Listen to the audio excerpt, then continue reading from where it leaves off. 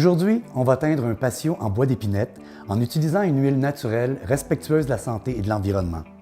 L'épinette est un bois très commun pour les constructions des patios au Québec.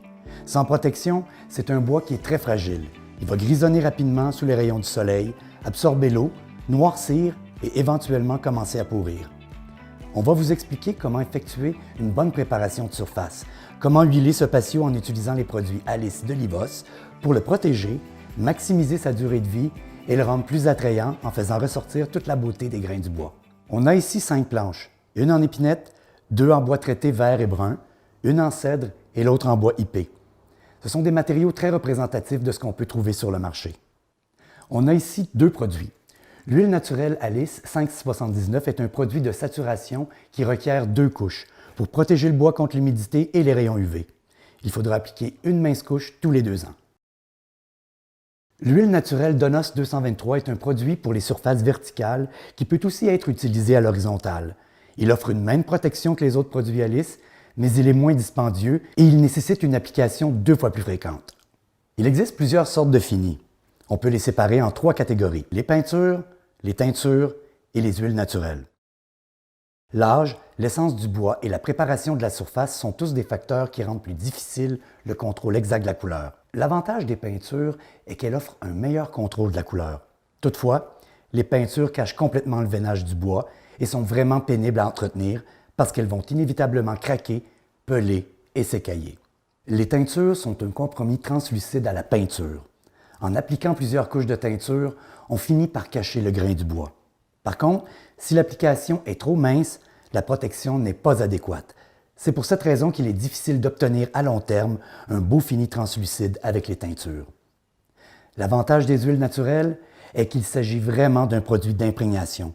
Il n'est donc pas nécessaire de sabler après chaque entretien. Si on respecte la capacité d'absorption du bois, c'est un produit qui ne craque pas, ne pèle pas et qui ne s'écaille pas. Comme vous le verrez dans cette vidéo, il sera important d'effectuer une bonne préparation, incluant un sablage adéquat de la surface. Par contre, cette étape ne sera nécessaire qu'une seule fois, après quoi l'entretien consistera à nettoyer uniquement la surface et à appliquer une fine couche du produit au besoin. Concernant les fréquences d'entretien, il est difficile de les prévoir de manière exacte. La durabilité du fini dépend beaucoup de la préparation de la surface, de la méthode d'application et de l'exposition directe ou non du soleil. On veut rafraîchir la surface pour obtenir une couleur similaire à celle d'origine. Si vous respectez la fréquence d'entretien recommandée, mais observez que le fini fonce trop avec les applications, espacez tout simplement les entretiens. Certains compétiteurs déclarent que le fini peut durer jusqu'à 6 ans sans entretien. En tant que compagnie transparente, on préfère ne pas créer de fausses attentes, mais c'est vrai qu'une surface moins exposée au soleil, à la pluie et sur laquelle on marche peu aura une durée de vie beaucoup plus longue. La première étape est de nettoyer le bois. Évitez les laveuses à pression qui abîment la surface du bois. Si vous décidez d'en utiliser une quand même, n'approchez pas trop le jet de la surface. Le produit Gluros 1806 de Livos permet de retirer les salissures, moisissures, microalgues et autres contaminations qui peuvent rendre la surface du bois incompatible avec une bonne absorption du produit.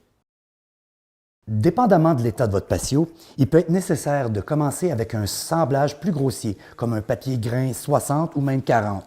Ça peut être nécessaire pour égaliser la surface d'un patio abîmé ou pour retirer complètement les résidus d'un ancien produit qui a craqué et pelé. Sinon, vous pouvez commencer tout de suite avec un grain 80. Sabler le patio jusqu'au grain 100 avec une sableuse orbitale comme celle-ci est une étape critique pour se débarrasser du glacis de planage et aussi pour obtenir une porosité uniforme du grain du bois. Si la porosité du bois est différente d'un endroit à l'autre du patio, la couleur variera d'autant. Lorsque le bois est plané, les lames referment le grain du bois, ce qui prévient l'absorption de l'huile et garde les pigments à la surface du bois. Ça, c'est à éviter complètement. Une autre erreur fréquente est de ne pas changer son papier assez souvent.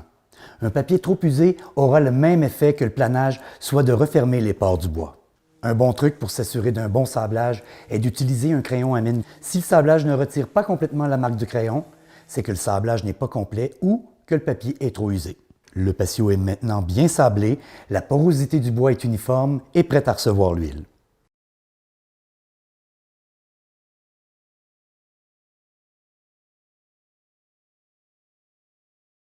Quand on ouvre le pot, surtout après une deuxième utilisation, vérifiez s'il n'y a pas une peau qui s'est formée à la surface. Si c'est le cas, retirez-la et ensuite mélangez bien le contenu jusqu'à ce qu'il n'y ait plus d'accumulation de pigments sur le bâton, comme ceci. Et il est important de toujours faire un test sur une pièce de bois similaire avant de commencer votre projet pour vous assurer que vous êtes satisfait de la couleur et du fini. On est maintenant en train d'appliquer notre fini sur le bois traité.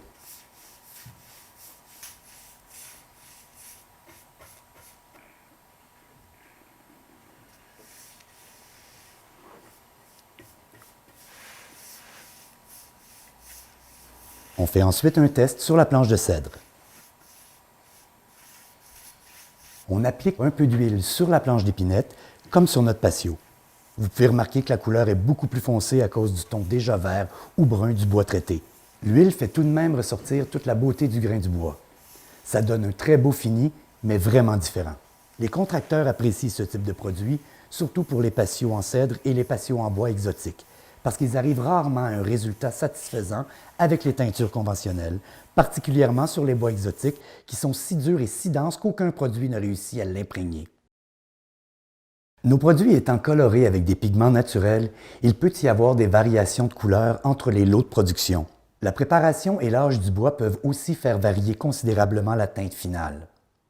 Par conséquent, il est primordial de faire un essai de couleur sur une petite partie de votre projet pour ensuite procéder à l'application complète. Vous voulez toujours vous assurer que le résultat corresponde à vos attentes avant de poursuivre. Il est fortement conseillé de faire un essai et de tester l'adhérence du produit. Si l'huile n'arrive pas à pénétrer et à adhérer, c'est un signe d'incompatibilité ou de trop haute teneur en humidité. Il faudra donc nettoyer la surface, effectuer un meilleur sablage ou attendre que le bois soit moins humide. Dans ce cas-ci, la surface a bien été préparée, on a fait un test sur une planche d'épinette et on est complètement satisfait de la couleur. La surface de notre patio est propre et sèche. Elle est prête à recevoir l'huile. On va maintenant appliquer l'huile Alice 579 couleur Tech Clair. C'est depuis plusieurs années la couleur la plus populaire de la gamme extérieure de Livos. On peut appliquer avec un contenant en spray ou avec une brosse comme celle-ci.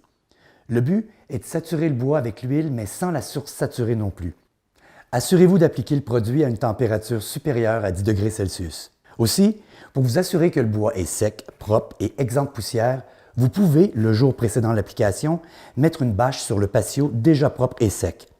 En appliquant l'huile de manière à saturer le bois, vous n'avez pas à craindre les marques de chevauchement parce que le bois ne peut absorber qu'une quantité d'huile donnée. Et parce que le patio a bien été sablé uniformément, l'huile sera elle aussi absorbée uniformément et il n'y aura pas de variation de couleur. C'est un produit qui est vraiment facile et rapide à appliquer et il s'étend super bien. Comme vous pouvez voir, il n'y a pas de marque. Ça donne un fini vraiment durable et complètement hydrophobe. Les teintures et les peintures conventionnelles ont tendance à créer du chevauchement, faire des marques et sèchent trop rapidement. Ils deviennent un peu trop difficiles à gérer durant la période d'application. Il est important de bien étendre le produit pour ne pas permettre d'accumulation. Le but est de saturer le bois et non de créer une couche en surface. Normalement, la première couche consommera 2 fois plus que la deuxième couche. Vous serez donc vraiment gagnant à long terme car la couche d'entretien consomme elle aussi moins de produits. Si vous faites la finition d'un très gros projet comme par exemple un patio de 500 pieds carrés ou plus, l'application en spray peut être très utile. Dans ce cas, saturez la surface et repassez ensuite avec une brosse. La fréquence de l'entretien peut varier énormément, dépendamment de l'exposition et de la qualité de l'application. Nettoyez le patio au Gluros 1806 après chaque hiver pour éviter l'accumulation de saleté, de mousse ou de micro-algues et rafraîchissez le fini avec l'huile Alice 579 lorsque la couleur est devenue terne. Sachez aussi qu'un entretien trop fréquent rendra la couleur de plus en plus foncée. Si vous réalisez que votre patio devient trop foncé avec le temps, c'est signe qu'un entretien aux 2 ans est trop fréquent. Maintenant qu'on a appliqué l'huile Alice 579, il est important d'attendre au moins 18 heures pour permettre au produit de bien sécher dans des conditions idéales à 25 degrés Celsius et autour de 50 % d'humidité pour que le séchage se fasse de façon adéquate. Si les conditions deviennent plus chaudes et plus humides ou encore plus froides, il est recommandé d'allouer un temps de séchage plus long. On a attendu 18 heures pour que notre patio en épinette soit bien sec. On voit que même après le séchage, la surface est considérablement plus foncée sur le bois traité à cause de la couleur verte préalablement ajoutée dans le bois.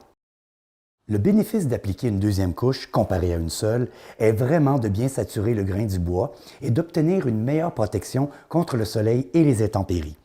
La deuxième couche peut aussi rendre la couleur plus uniforme, particulièrement ici, autour des nœuds, où on retrouve une structure de bout de grain. On va cette fois-ci appliquer une très fine couche d'huile. Si le bois a bien été saturé à la première couche, on peut facilement s'attendre à consommer 2 fois moins de produit à la deuxième couche. Ça peut être impressionnant les premières fois qu'on applique l'huile. L'huile n'étant pas un produit de surface, mais un produit de saturation, le but n'est pas de créer un film à la surface, mais de respecter le bois et sa capacité d'absorption. C'est là toute la beauté et l'avantage des huiles naturelles. Étant vraiment un produit d'imprégnation, il ne craque pas, ne pèle pas et ne s'écaille pas si on respecte la capacité d'absorption du bois. De plus, il n'est pas nécessaire de sabler entre chaque entretien. On veut seulement remplacer le produit brûlé par les rayons du soleil.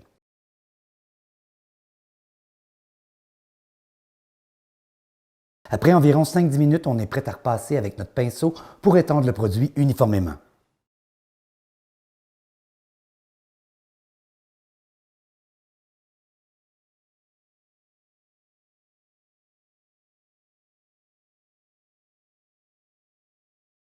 Avant de terminer, voici une précaution d'emploi afin d'éviter le phénomène d'autocombustion.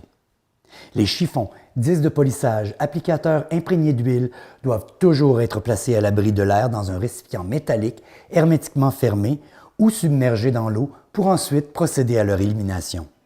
Voilà, vous avez maintenant un patio magnifique que vous pourrez contempler à votre guise. On a vraiment ici un fini qui fait ressortir toute la beauté du grain du bois et si vous respectez la capacité d'absorption du bois lors des entretiens, vous n'aurez plus jamais besoin de passer au travers de la pénible étape du sablage. Profitez-en pleinement.